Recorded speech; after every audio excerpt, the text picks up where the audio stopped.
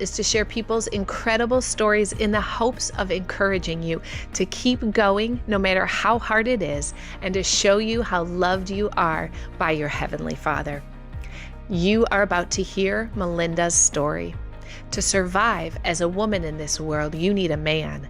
That is the lie Melinda believed for many years. Because of that, and a life filled with chaos, she lived with uncertainty, fear, and anxiety, trying to find stability through different people. She learned how to operate in dysfunction. So when life was calm, she became frightened and created more chaos. Melinda had an encounter with the Lord that gave her a taste of true peace, which left her desiring more. Watch now to hear her full story. So tell me a little bit about yourself. My name is Melinda, and I am a mother of 7. Yes, 7.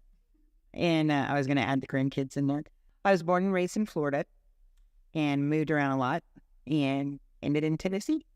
Awesome. So tell me about your life, your previous life. So being born and raised in South Florida is where I spent most of my childhood. And then we moved around to Middle Florida in my teenage years. And then we moved to Massachusetts, Indiana, back to Massachusetts, back to Florida. So we moved around a lot. And my mom was married quite a few times. And I was not raised in a home where people went to church. We didn't even pray. We didn't even pray at Christmas or Easter. And Jesus wasn't ever mentioned, like nothing like that. So my whole life growing up, it was, I guess, what you would call a typical non-Christian home. For me, at least, is what I thought was typical. So, but my mom was married to my dad when she was 20. They got divorced when I was 2, and she got remarried when I was 4. They got divorced when I was 10. And she got remarried when I was 11, and they got divorced when I was 15, and then she had a boyfriend at 15. So it was just a lot of like in and out, like people in and out, men in and out. But there was never anybody that was a believer that was in my life. And what path did that put you on? Well, watching my mom get married so many times and always have men in her life. So for me, anytime she left one man left one man, she had another man she was already going to. And so that already told me that, I guess it just told me that she didn't know how to take care of herself, or that men had to be around for a woman to be taken care of. And so for me, watching that, it was just chaos. It's the best way I can explain it. It's like life was chaotic. There was nothing that was consistent. Nothing was the same. We moved 38 times from kindergarten until my senior year.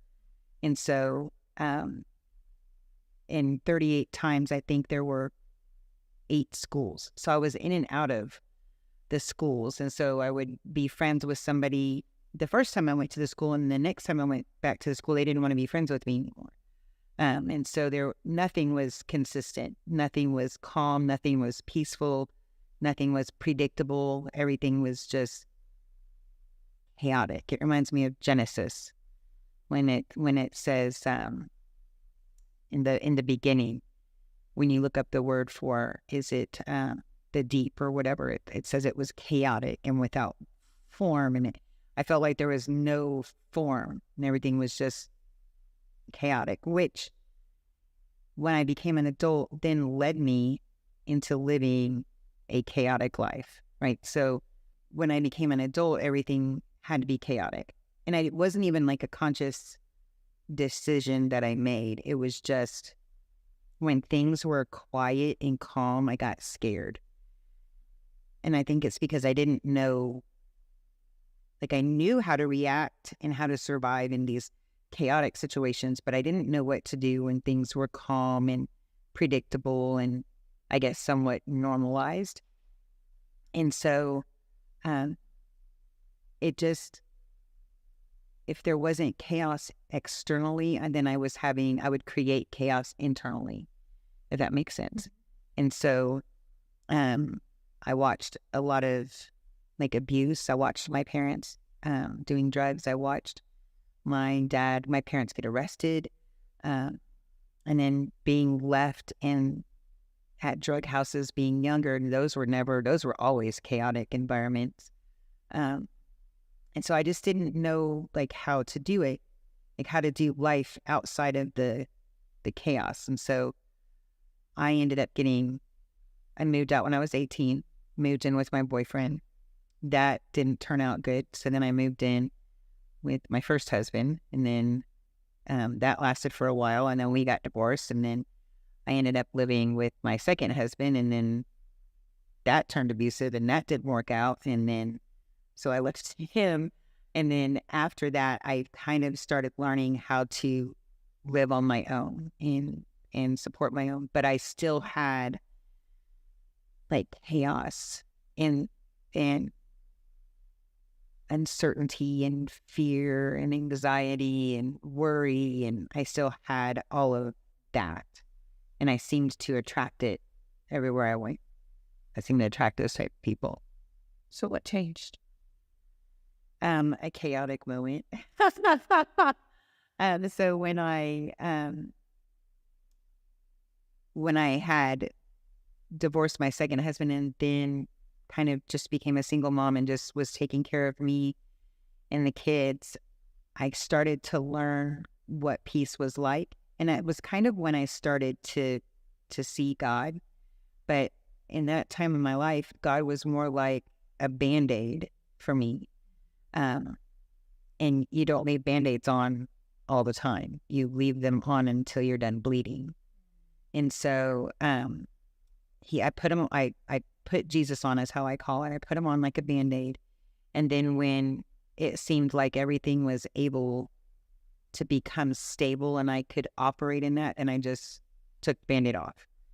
And then when I did that, my husband and I weren't married at the time, and I was pregnant. We were living together, and I had taken the Band-Aid off. Like, I took Jesus off, wasn't really living for him at that moment. And then our life went into a complete circle of chaos and turmoil. And in that moment, I realized, okay, I don't like this. Like, that was the first time I didn't like chaos, because I had peace.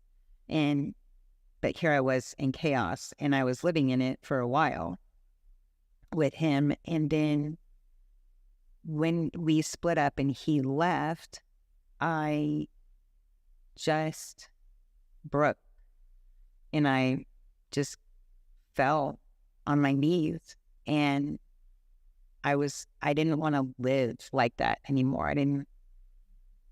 And I realized I wasn't in control of anything. I thought I was in control of everything, but just because I knew how to operate in it didn't mean I was in control of it. And when I realized I wasn't in control of, I was in control of absolutely nothing, then that was when I was like, I just fell on my knees, and I was like, I need you. Like, if you are so real, save me. So here I was like, it was like pulling out the Band-Aid again, right? And putting it on because I was bleeding. But this time it was different. This time I heard him speak to me. I had never heard him speak to me. I had seen evidence of him in my life, but I had never personally heard him speak to me. And that day he personally spoke to me, and he just said, "When will you stop putting other men before me?" And so I didn't know.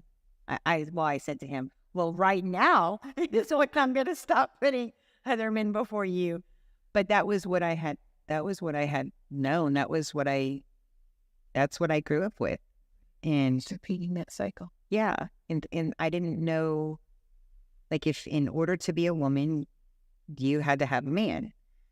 And in order to survive as a woman, I should say, you had to have a man. And so And there was also no consistency in anything. And that was something that, everybody left, right? So every time my mom was married, they left. And when they left her, they left me. They never left her and kept me.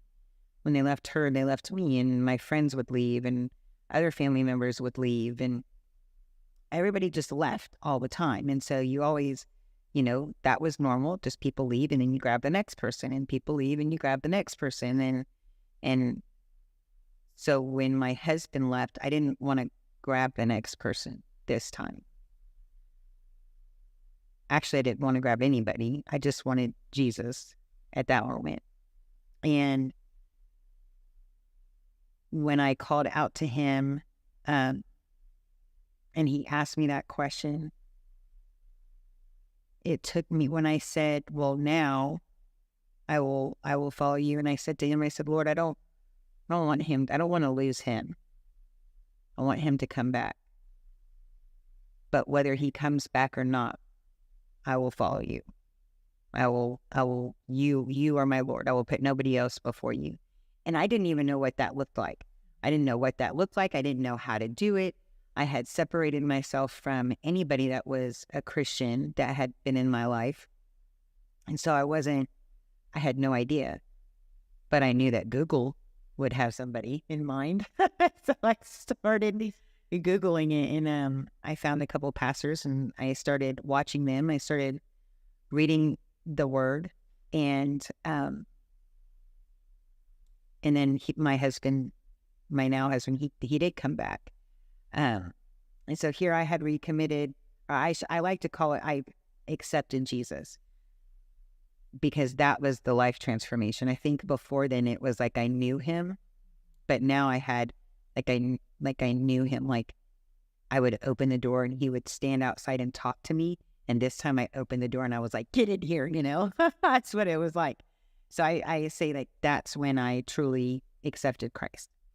And he just gently walked me through. He had to teach me, before he could teach me how to accept love, he had to teach me how to give love, because I didn't know how. And so he taught me that he loved me by teaching me how to love others, which then allowed me to receive love from others. And so that was probably the hardest thing about coming to him, was learning how do you love someone? Okay, I'm going to follow you, but what does that look like? What do I do? Do I just believe in you? Because that's what a lot of people say. I just have to believe in you. Well, I believe, and my life kind of sucks right now. So apparently that wasn't, there's more to it. That's the only thing, that, and so it was just a process of him taking me through. And I remember I had already been baptized during that period of time where I had that peace, but I felt like I needed to be rebaptized, because when I looked at myself in the mirror, I didn't see, who God says I am, like, wondrously made and beautiful and all these things. And I went down to the river, and my daughter and I got baptized the same day. And I went up to the bathrooms to change, and I looked at myself in the mirror, and I just started crying. And it was like, in that one moment, he let me see me the way he sees me, and not like in a physical way. It was like in a spiritual way. I could see how he saw me. And oh man, I just cried and cried and cried in that bathroom. But they were tears of joy, because I was so happy to see myself that way. And so it was just a very slow process, little bit at a time. How long ago was that day that you prayed that prayer and told him that you were going to follow him? It was June 26th of 2019. Okay. Yeah, almost 5 years. So how's life today compared to that? Oh man, it's so good. I can't even, I don't even know if there's words. Like there is, oh gosh, everything is so different. Like even, I'm just so happy and content and just full of peace. Like, and when I get things wrong, um, I don't feel like like shame. You know what I mean? Like he corrects me, but it's not like I need to go hide in a closet so that he doesn't know what I did. It's more like, I don't know, just a very loving father. Be confident Yeah, in his love for you. yeah. And my husband ended up getting saved. Like a few months later after that, and we got married. And like I have a marriage that I've never seen. Like I never seen the type of marriage I have with him. I've never seen that in my parents' life, or in my grandparents. Yeah, but not that was Christ centered. And so it's still learning. When he prays over me, that took me a minute to get used to. I felt like kind of unworthy of like, this is weird. Like, what are you doing? It kind of took me a minute to get used to that. Learning that I could trust him to lead me and to provide for me. But now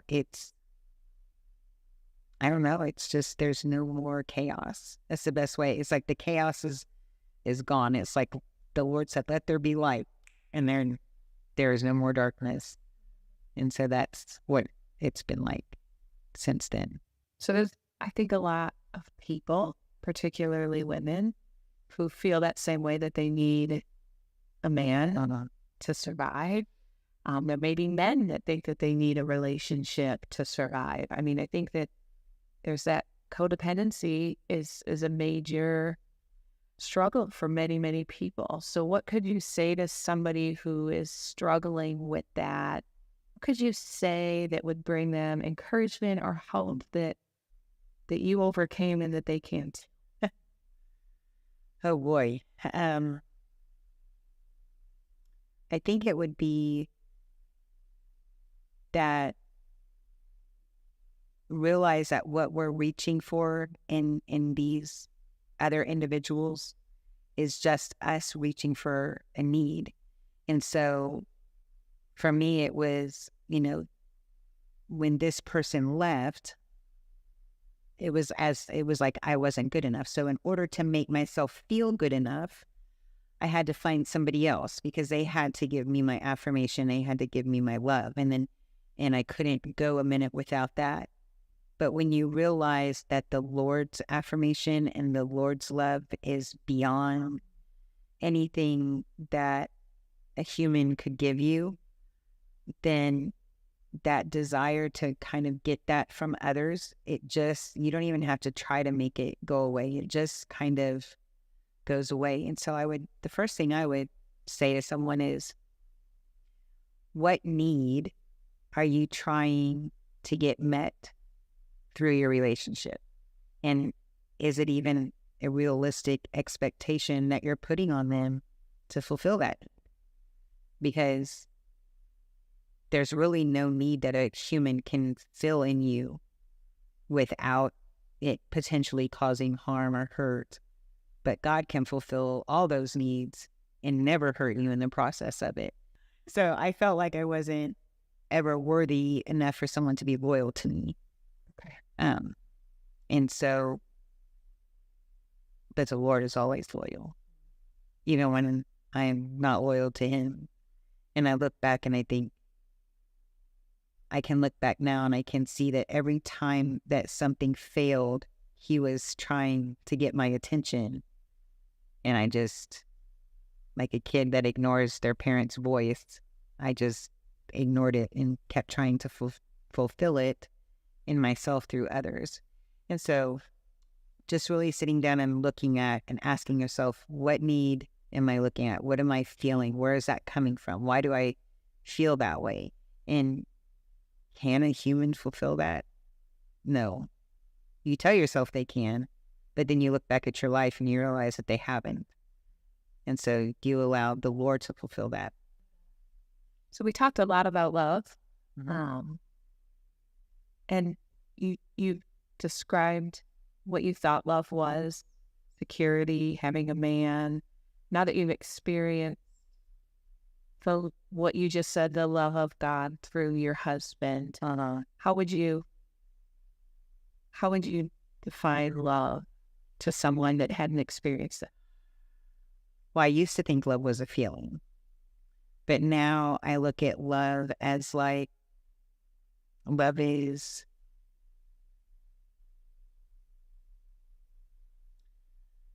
on purpose. It's love is like on purpose. Everything is on purpose. It's an action. It's the way you choose to talk to somebody. It's the way you choose to look at somebody. It's the way you choose to do things for that person. It's just like the Bible says. Love is patient. Love is kind. It's all those things. And all of those things are an action. They're not a feeling. You don't ever feel patient. You don't ever feel kind. You don't ever feel gentle. But love is acting that way or having that acted towards you, even when it's not deserved. So that's how I view love now. What a beautiful transformation. Yeah. And what an excellent end to the cycle. Like you broke the cycle and you discovered true love and your true identity and where to get that from. So that's beautiful. So thank you for sharing that. Thank you. Is there anything else that I didn't ask you or that you wanted to add or share? No, because we'd have to start it all over. Because now I'm sitting here going, well, dang, I should have shared that one instead. I should have shared that story and I should have said this.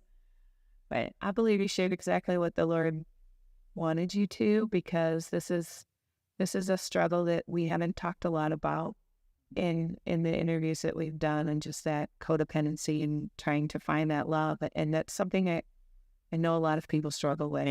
And so it's really important to talk about that, but it's a hard one for a lot of people to talk about. And so the fact that you're willing to just open up and be vulnerable and share your life through that, like, that's really awesome. So, well, I think for me, it's because I know how God sees me now. Yeah. So I can share my story, and if somebody views that in a bad way, well, that doesn't affect my life in any way. For me, thank goodness it wasn't 5, 6, or 7, but it was more than what God intended, which was just 1. And so I look at that, and sometimes I say to myself, God, I wish I could get back those years.